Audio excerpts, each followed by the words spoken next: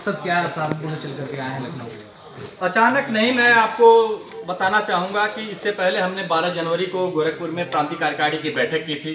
उसमें हमने सरकार को उस समय नोटिस भी दिया था, सरकार को पत्र भी दिया था कि आपने 17 जुलाई 2018 को हमारे साथ समझौता किया था हमारे आंदोलन के दौरान।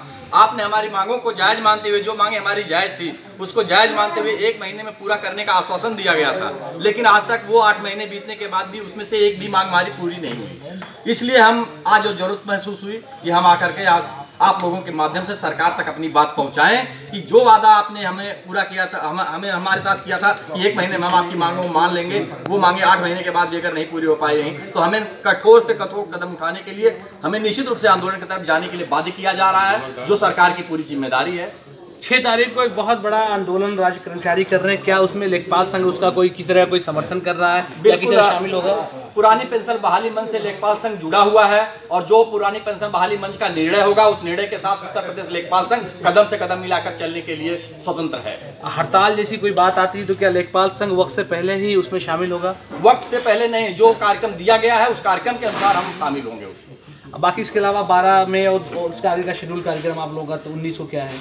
19 तारीख को हम पूरे प्रदेश में यज्ञ करेंगे। यज्ञ के माध्यम से हम सरकार को अपनी बात पहुंचाना चाहते हैं कि हमारी बातें आप जिन्हें आप जायज़ मानते हैं, जिनको आपने आश्वस्त किया है कि 1 महीने माँ बाप की बात पूरी कर देंगे और उसे अगर नहीं पूरी कर पा रहे हैं तो निश्चित रूप से हमारे लिए दुखदायी है और हम आपको आपके माध्यम से उन तक बात पहुंचाना चाहते हैं कि उस पर अमल करें।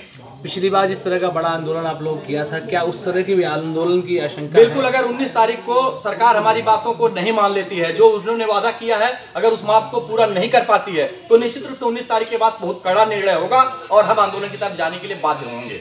चीफ सेक्रेटरी ने कई बिंदुओं पर सहमति जताते हुए आप लोगों से बातचीत करके लिखित में आश्वासन भी दिया था, तो क्या चीफ सेक्रेटरी कोई बात हुई? फिर से रिमाइंडर। बिल्कुल सही कह रहे हैं आप। चीफ सेक्रेटरी महोदय से हमारी लगभग 4 मुलाकातें हो गई आंदोलन के बाद। 25 अक्टूबर को लोक भवन में हमारी बैठक भी हुई थी समस्त अधिकारियों के साथ। उन्होंने आश्वस्त किया था हमें कि 1 हफ्ते और 15 दिन के अंदर हमारी आपकी सारी मांगों को हम मांग लेंगे जो जायज़ है, लेकिन उसमें से आज तक एक भी मांग पूरी नहीं हुई। हम 4 बार मुख्य सचिव महोदय से मिलकर अपनी बात अवगत करा दी है। मुख्य सचिव महोदय भी अधिकारियों को इंगित करते हैं, लेकिन अभी तक रिजल्ट नहीं आया हमारे। अब पिछले आंदोलन में सर्विस ब्रेक लोगों की हो गई थी, कई तरह से आंदोलन दबाने की सरकार ने कोशिश की थी, तो क्या उसके लिए लेखपाल संघ तैयार है? उन चीज़ों से पूरी तरह से मैं आपको बताऊं कि आप लोगों के सहयोग से हमारा वो आंदोलन बहुत कारगर आंदोलन हुआ था और सरकार ने बहुत प्रयास किया था कि हमको दबाए, शोषण किया गया, हमारे साथियों को टर्मिनेट किया गया, हमें सस्पेंड किया गया, जेल में डाला गया, लेकिन आप लोगों की दुआ से, आप लोगों के प्रयास से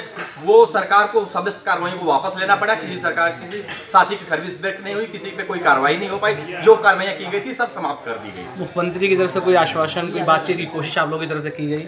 माननीय मुख्यमंत्री जी से कई बार हमने कोशिश की, लेकिन मुख्यमंत्री जी हमें समय नहीं दे रहे हैं। हमने कई बार पत्राचार किया, मुख्य सचिव महोदय से भी पत्राचार करके उनसे समय मांगने का अनुरोध किया, लेकिन समय नहीं मिल पाया।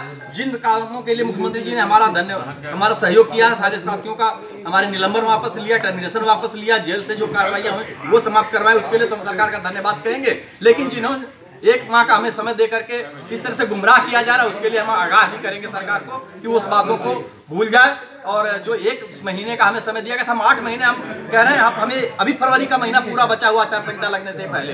हम आश्वस्त कर रहे हैं और आशा करते हैं सरकार से कि जो मांगे हमारी जायज़ है, जो सरकार उसे पूरा करना चाहती है उसको पूरा कर दे, तो शायद हम आंदोलन में नहीं जा पाए। ओके सर, धन्यवाद। बहुत टाइम आप लोगों का बहुत सटीक है।